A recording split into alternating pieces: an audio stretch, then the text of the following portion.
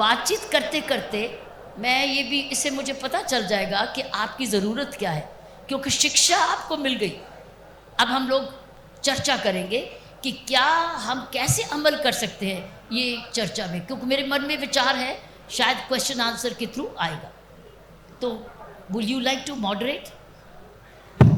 सो go ahead. सबसे पहले तो आपको सादर प्रणाम मेरा मैम। मैं आपसे पूछना चाहता हूँ कि हमने आपकी स्टोरी देखी है और मैंने आपके बारे में काफ़ी सुना है, मैंने पढ़ा भी है। तो अगर मैं आपकी पॉलिटिकल करियर की बात बताऊँ, जैसे कि दिल्ली विधानसभा इलेक्शंस की, तो वहाँ पर आपको एक तरीके का फेलियर मिला, आपको एक निराशा मिली।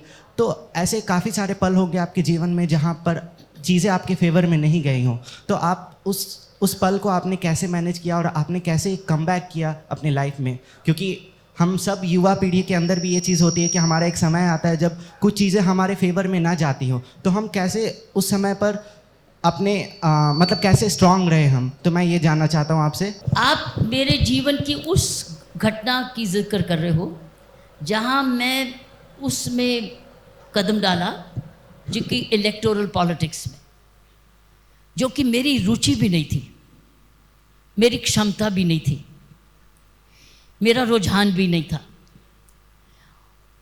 और ये मेरा भविष्य भी नहीं मैंने सोचा था, क्योंकि मैं प्रशासन में ज़्यादा एक्सपीरियंस करती है, एडमिनिस्ट्रेशन में, ताकि ना कि पॉलिटिकल लाइफ में, इलेक्टोरल पॉलिटिक्स में।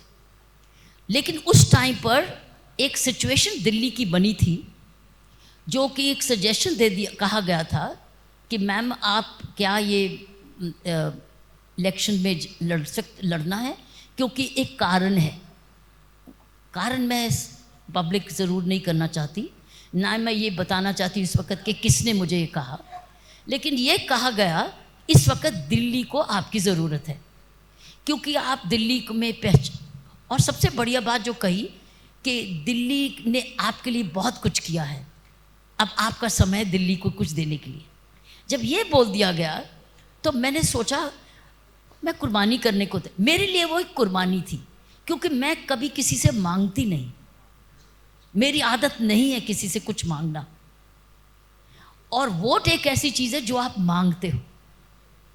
मैंने आज तक कभी अपने माँ बाप से जेब खर्च भी नहीं मांगा। मेरी माँ जब मैं ट्रैवल करती थी तो मेरी जेब में पैसे डालते थे कि तू जा रही है, तेरे पास कुछ तो होना चाहिए, और जब मैं वापस आती थी तो मेरी जेब में वही पैसे पड़े रहते थे, मेरी ज़रूरत नहीं थी। जब मैं टेनिस खेलती थी तो मेरी आदत ही नहीं है किसी से कुछ मांगना, तो मैंने अपने आप से प्रश्न पूछा कि मैं कैसे जाऊंगी कहने के लिए कि मुझे वोट दो। लेकिन कहा गया, और फिर मैंने ये भी कहा कि मुझे राजनीतियाँ नहीं आती, इधर आओ उधर जाओ, ये मुझे नहीं आता, ना ही मेरे पास पैसे हैं और ना ही मैं डोनेशन मांग सकती हूँ, तो मैं तो कुछ मांग ही नहीं सकती। आप मुझे खड़ा कर रहे हो। उन्होंने कहा तुम प्रशासन करो, चेहरा बनो, हम काम अपने आप संभालेंगे। लेकिन उस वक्त 3rd डे तक जब तक था तब तक रुझान था कि ये इलेक्शन इस ओर जा रही है। लेकिन अजीब सी बात ये हुई पिछले लास्ट 3 डेज में ये हुआ कि ऐसी ऐसी अनाउंसमेंट्स कर दी गई जिनका मैं मुकाबला नहीं कर सकी, जैसे कि बिजली भी मुफ्त, इंटरनेट भी मुफ्त, स्कूल एडमिशन भी मुफ्त, सब कुछ मुफ्त। मेरे से पूछा गया कि तुम भी मुफ्त दोगी, मेरे से पूछा गया कि तुम भी मैडम मुफ्त दोगी। मैंने कहा बजट के ऊपर डिपेंड करता है, क्योंकि मैं प्रशासन में हूँ ना।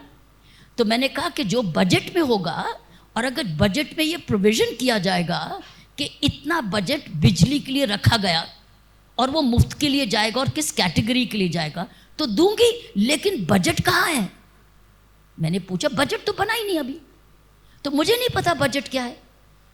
फिर मुझे पूछा गया, अच्छा ये तुम नाली साफ कर दोगे, ये नाली है ना, देखो मैडम, तो वोट देंगे। मैंने कहा वो जो नाली साफ करने वाले हैं, मैं ये देखूंगी कि वो नाली साफ करने वाले अपनी ड्यूटी रोज करें। ये सी जवाब। फिर एक प्रश्न पूछे गए कि क्या हम आपके पास आएंगे तो हमारी नियुक्ति कर दोगी, टीचर हैं या हमारी एडमिशन करा दोगी। मैंने कहा मैं प्रशासन उनके हेड ऑफिस से बात करूंगी, अगर सीट है मेरिट पे है तो आपको मिलेगी, मेरिट पे नहीं तो मैं नहीं कह सकती। उनका कुछ मिला ही नहीं उनको मेरे से। फिर ये भी कहा गया कि क्या दिल्ली को आप स्टेटहुड के लिए बना दोगी? मैं कहा नहीं, ये स्टेट का काम बनना या ना बनना गवर्नमेंट ऑफ इंडिया के हाथ में है और पार्लियामेंट के हाथ में, चीफ मिनिस्टर के हाथ में नहीं है।